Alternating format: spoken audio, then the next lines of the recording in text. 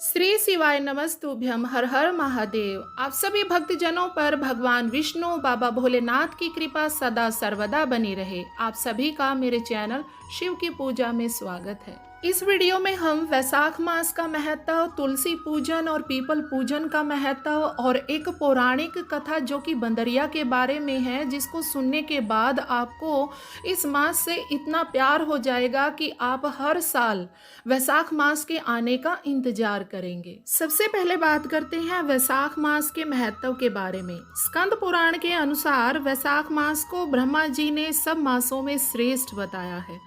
बिल्कुल ऐसे ही जैसे सतयुग के समान कोई दूसरा युग नहीं, वेदों के समान कोई शास्त्र नहीं, गंगा के समान कोई तीर्थ नहीं, उसी भांति वैशाख मास के समान कोई महीना नहीं। यह मास माता की भांति सब जीवों को सदा अभीष्ट वस्तु प्रदान करने वाला है। संपूर्ण देवताओं द्वारा पूजित धर्म, यज्ञ, क्रिया और तपस्या का सार है इस मास में। वैशाख के महीने में भगवान विष्णु की आज्ञा से जन कल्याण हेतु जल में समस्त देवी देवता निवास करते हैं। स्कंद पुराण में वैशाख माह को पुण्यार्जन मास की संज्ञा देते हुए माधव मास कहा गया है। वैशाख मास में श्री हरि की पूजा का महत्व। धार्मिक मान्यताओं के अनुसार वैशाख मास भगवान विष्णु की उपासना के लिए समर्पित है। इस मास में स्नान, दान, जाप और तप करने से साधकों को सुख समृद्धि का आशीर्वाद प्राप्त होता है और कई प्रकार के कष्टों से मुक्ति मिल जाती है। भगवान विष्णु की कृपा प्राप्त करने के लिए इस महीने में सूर्योदय से पूर्व स्नान करना चाहिए। इस महीने में जप, तप, दान करना बहुत फलदायी माना गया है। वैशाख मास के देवता भगवान मधुसूदन हैं। वैशाख स्नान करने वाले साधक को यह संकल्प लेना चाहिए कि हे मधुसूदन, हे देवेश्वर माधव, मैं इस वैशाख मास में प्रातः स्नान करूंगा, आप इसे निर्विघ्न पूर्ण कीजिए। यह महीना संयम, अहिंसा, अध्यात्म, स्वाध्याय और जन सेवा का महीना है। इसलिए सेवा किसी भी रूप में हो अधिक से अधिक करनी चाहिए। धूम्रपान, मांसाहार, मदिरापान एवं निंदा जैसी बुराइयों से बचना चाहिए। भगवान विष्णु की सेवा तथा उनके सगुण या निर्गुण स्वरूप का अनन्य चित्त से ध्यान करना चाहिए। जलदान का महत्व। वैशाख के पावन महीने में शिवलिंग पर जल चढ़ाने का विशेष पुण्य बताया गया है। शास्त्रों के अनुसार इस माह में प्याऊ लगाना, छायादार वृक्ष की रक्षा करना, पशु पक्षियों के लिए चुगे की व्यवस्था करना, राहगीरों को जल पिलाना जैसे सत्कर्म मनुष्य के जीवन को समृद्धि के पथ पर ले जाते हैं। स्कंद पुराण के अनुसार इस माह में जल दान का सर्वाधिक महत्व है, अर्थात अनेकों तीर्थ करने से जो फल प्राप्त होता है वह केवल वैशाख मास में जलदान करने से प्राप्त हो जाता है। ग्रंथों में कहा गया है कि इस पवित्र महीने में किए गए स्नान, दान, व्रत, उपवास और पूजा से मिलने वाला पुण्य कभी खत्म नहीं होता। इस पवित्र महीने में भगवान विष्णु के साथ ही पीपल और तुलसी की भी पूजा करनी चाहिए। ऐसा करने से कई यज्ञ करने जितना पुण्य फल मिलता है जो कभी खत्म नहीं होता।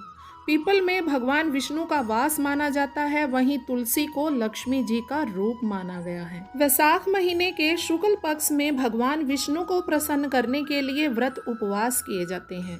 इस पवित्र महीने में पीपल की पूजा सुबह जल्दी करने का विधान है। साथ ही सुबह और शाम दोनों समय तुलसी की पूजा की जाती है और दीपक जलाया जाता है। पीपल पूजा। वैशाख महीने के शुक्ल पक्ष की एकादशी पर पीपल की पूजा का भी खास महत्व है। इस दिन सुबह जल्दी उठकर पानी में गंगा जल, कच्चा दूध और तिल मिलाकर पीपल को चढ़ाना चाहिए। ऐसा करने से भगवान विष्णु की कृपा मिलती है और पितृ भी हमारे तृप्त हो जाते हैं। तुलसी पूजा। दूध और पानी से भगवान शालिग्राम का अभिषेक करें और पूजन सामग्री चढ़ाएं और बाकी अभिषेक का जो जल है तुलसी पर भी चढ़ा दें। इसके बाद हल्दी, चंदन, कुमकुम, अक्षत, फूल और अन्य पूजन सामग्रियों से तुलसी माता की पूजा करनी चाहिए। धूप, दीप आदि भी दिखाना चाहिए। जलदान से कई यज्ञों और तीर्थों का फल मिलता है। ग्रंथों में बताया गया है कि वैशाख महीने में तीर्थ स्नान और दान करने से गरीबी से मुक्ति मिलती है। ये भी माना जाता है कि जितना पुण्य हर तरह के दान और कई तीर्थों के दर्शन से मिलता है, उसके बराबर पुण्य वैशाख महीने में जलदान करने से मिल जाता है। इसलिए इस महीने में तुलसी और पीपल को जल चढ़ाना चाहिए, साथ ही पानी पिलाकर लोगों की सेवा करनी चाहिए। स्कंद पद्म और विष्णु पुराण में वैशाख को भगवान विष्णु का प्रिय मास बताया गया है। ग्रंथों में बताया गया है कि इस महीने भगवान विष्णु, सूर्य और शिवजी को जल चढ़ाने से कई यज्ञ करने जितना शुभ फल मिलता है। भगवान विष्णु की पूजा में तुलसी दल अवश्य अर्पित करना चाहिए। वैशाख महीने में भगवान विष्णु और सूर्य देवता की पूजा करने से जाने अनजाने में हुए हर तरह के पाप खत्म हो जाते हैं। इस मास में तीर्थ स्थान पर स्नान करने का विशेष महत्व है। जो तीर्थ में जाकर स्नान नहीं कर सकते, वे घर पर ही पानी में गंगा जल की कुछ बूंदें डालकर नहा सकते हैं।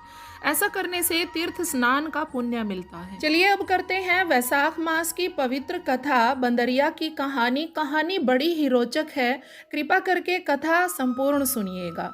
एक राजा था, वह वैशाख मास में प्रतिदिन ब्रह्म मुहूर्त में उठकर गंगा जी में स्नान करता था। राजा का आदेश था कि मुझसे पहले गंगा जी में कोई भी स्नान नहीं करेगा।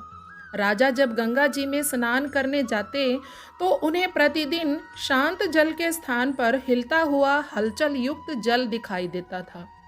तो राजा को संदेह होता था कि निश्चय ही मुझसे पहले कोई प्रतिदिन गंगा जी में स्नान करता है। अतः राजा ने नदी के तट पर पहरेदार बिठा दिए। गंगा जी के तट पर एक वृक्ष था, उस पर एक बंदरिया रहती थी। वह प्रतिदिन राजा के स्नान करने से पूर्व स्नान करके वृक्ष पर चढ़कर बैठ जाती थी। इस प्रकार होते होते पूरा वैशाख माह बीत गया, किंतु अंतिम दिन राजा के सिपाही ने देख लिया और उस बंदरिया को पकड़कर राजा के पास ले गए और कहा कि यह बंदरिया आपसे पहले प्रतिदिन गंगा जी में स्नान करती है। उधर राजा की प्रतिज्ञा थी कि यदि कोई भी स्त्री मुझसे पूर्व स्नान करती होगी तो मैं उससे विवाह कर लूँगा। इसलिए राजा को बंदरिया के साथ विवाह करना पड़ा। वैशाख स्नान के पुण्य से बंदरी के गर्भ ठहर गया।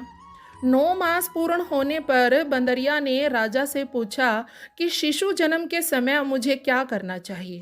तब राजा ने महल में एक घंटी लगवा दी और बंदरिया से कहा कि जब तुम्हें दर्द हो उसे बजा देना, मैं संपूर्ण प्रबंध कर दूंगा। राजा की अन्य रानियां भी थी, उनकी कोई संतान नहीं थी। बंदरिया को गर्भ है यह समाचार जानकर अन्य रानियां मन ही मन बंदरिया से ईर्ष्या करने लगी और भावी संतान का नाश करने के लिए विभिन्न योजनाएं बनाने लगी। घंटी लगी देखकर एक रानी ने बंदरिया से इसका कारण पूछा। बंदरिया ने संपूर्ण वृतांत बता दिया। रानी ने बहकाया कि एक बार घंटी बजाकर तो देख ले कि राजा आते हैं या नहीं। बंदरिया ने घंटी बजाई तो राजा दौड़े दौड़े महल में आए और घंटी बजाने का कारण पूछा। इस पर बंदरिया ने उत्तर दिया कि मैंने तो रानियों के कहने पर घंटी बजाई थी। तब रानियों ने राजा से कहा कि यह तो पशु है और न जाने कितनी बार घंटी बजाएगी। इस प्रकार कहकर उन्होंने घंटी को हटवा दिया। कुछ दिनों बाद बंदरिया के शिशु जन्म का समय आया तो उसने अन्य रानियों से पूछा कि मैं क्या करूं। तब रानी ने कहा कि तुम आंखों पर पट्टी बांध कर सो जाओ। बंदरी के वैशाख मास के स्नान के पुण्य प्रताप के रूप में एक सुंदर पुत्र हुआ। शिशु के जन्म होते ही उसके रोने से पूर्व ही रानियों ने उसे एक टोकरी में रखकर दासी को दे दिया और आदेश दिया कि इसे नदी में बहाकर आओ और उस शिशु के स्थान पर एक पत्थर रख दिया। राजा को भी कहलवा दिया कि बंदरिया ने एक पत्थर को जन्म दिया है। राजा ने सुना तो उन्होंने भी संतोष कर लिया कि जब दूसरी रानियों के संतान नहीं है तो यह बंदरी है, इसके क्या संतान होगी।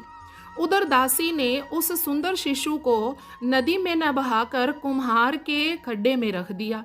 दूसरे दिन कुम्हार कुम्हारिन जब खड्डे में आए तो वहां एक सुंदर शिशु को रोते हुए देखा। कुम्हार कुम्हारिन भी निसंतान थे। उन्होंने उस शिशु को अपने लिए भेजी गई भगवान की भेंट माना और बड़े प्रेम से शिशु का पालन पोषण करने लगे। कुछ बड़ा होने पर बालक को यह ज्ञात हुआ कि वह रानी बंदरिया का पुत्र है। जिसको रानियों ने मरवाना चाहा था। एक दिन वह बालक कुम्हार के बनाए हुए मिट्टी के हाथी घोड़े लेकर पनघट पर जा बैठा और दासियों को देखकर कहने लगा कि आओ रे मेरे मिट्टी के हाथी घोड़े, पानी पियो। जब दासियों ने यह बात सुनी तो वह हंसने लगी और बोली, अरे मूर्ख, कभी मिट्टी के हाथी घोड़े भी पानी पीते हैं क्या? इस पर उस बालक ने कहा कि कभी बंदरिया के भी पत्थर जन्म लेता है क्या? उस बालक की यह बात दासियों ने जाकर महल में कही। तब रानियों ने दूसरे दिन विष मिलाकर लड्डू भेज दिए। ईश्वर की कृपा से लड्डू गोंद और बादाम के हो गए और उन लड्डू को खाने से उस लड़के की मृत्यु नहीं हुई। यह समाचार दासी ने रानी को कहा और रानी ने राजा से कहकर कुम्हार को देश निकाला दिलवा दिया। कुम्हार वन में रहने लगा।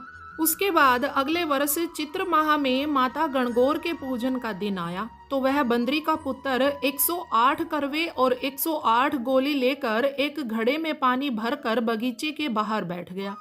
उधर राजा की और साहूकार की पुत्रियां गणगौर बनाने के लिए मिट्टी लेने के लिए आई तथा बगीचे में खेलने और झूलने लगी। इस कारण कुछ समय बाद उन्हें प्यास लगी। तब उन्होंने उस बंदरिया के पुत्र से जल पिलाने के लिए कहा तो उस बालक ने उत्तर दिया कि मेरे पास एक गोली है, उसे खाते जाओ और मेरी चारों ओर फेरे लगाती जाओ, तब मैं तुम्हें जल पिलाऊंगा।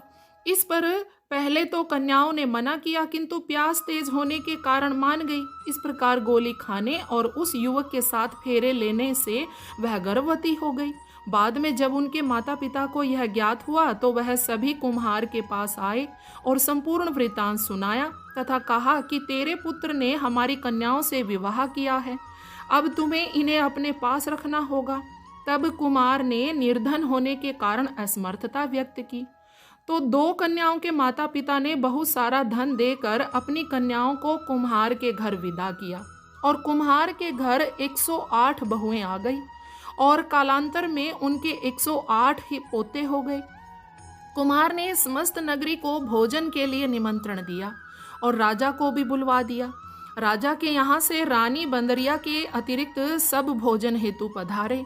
तब राजकुमार राजा की आज्ञा लेकर बंदरिया को लेने रथ पालकी लेकर गया और लाकर सभा में सबसे ऊंचे स्वर्ण आसन पर बिठाया। राजकुमारी ने अपनी सभी पत्नियों को समझा दिया था कि बंदरी मुझे जन्म देने वाली माता है। एक एक बहू रानी बंदरी के चरण स्पर्श करती गई और एक एक सोने का सिक्का और पोते को गोद में देती गई। जब राजा और अन्य रानियों ने यह सब देखा तो कुम्हार के पुत्र से इसका कारण पूछा। रानियों को तो संदेह होने लगा कि यह अवश्य ही बंदरिया का पुत्र है, इसलिए रानी और बाकी रूठ कर राजा को कहने लगी कि कुम्हार के पुत्र ने हमारा अपमान किया है और बंदरिया का सम्मान किया है, अतः हम लौट कर जा रही हैं। इधर राजा के पुत्र के जन्म का संपूर्ण रहस्य ज्ञात हो गया था, इसलिए उन्होंने रानियों को देश निकाला दिया और अपनी सभी पुत्र वधू और पोत्रों को लेकर महल में आया और राजकुमार का राज तिलक हुआ। और कुम्हार कुम्हारिन को राजकुमार ने महल में रहने के लिए निवेदन किया और राजा ने उन्हें ढेर सारा धन दिया। वैशाख स्नान का इतना महत्व है, सबको वैशाख स्नान करना चाहिए। बंदरिया के वैशाख स्नान करने से राजा का राज्य, पुत्र, बहुएं आदि सब प्राप्त हुआ। इसलिए हे ईश्वर, जैसे बंदरी को पुण्य मिला इस प्रकार हमें भी पुण्य देना। वैशाख मास के आखिरी 3 दिनों को बहुत ही पवित्र और शुभ माना जाता है। यदि हम संपूर्ण वैशाख मास में स्नान दान नहीं कर पाते तो आखिरी 3 दिन त्रयोदशी, चौदस और पूर्णिमा को यदि हम स्नान दान, व्रत और पूजा कर लें तो हमें वैशाख मास में किए गए शुभ कार्यों का संपूर्ण फल मिलता है। भगवान विष्णु, बाबा भोलेनाथ आप सभी भक्तजनों की मनोकामना पूर्ण करे। इसी के साथ विदा लेती हूँ। श्री शिवाय नमस्तुभ्यम। ओम नमः शिवाय।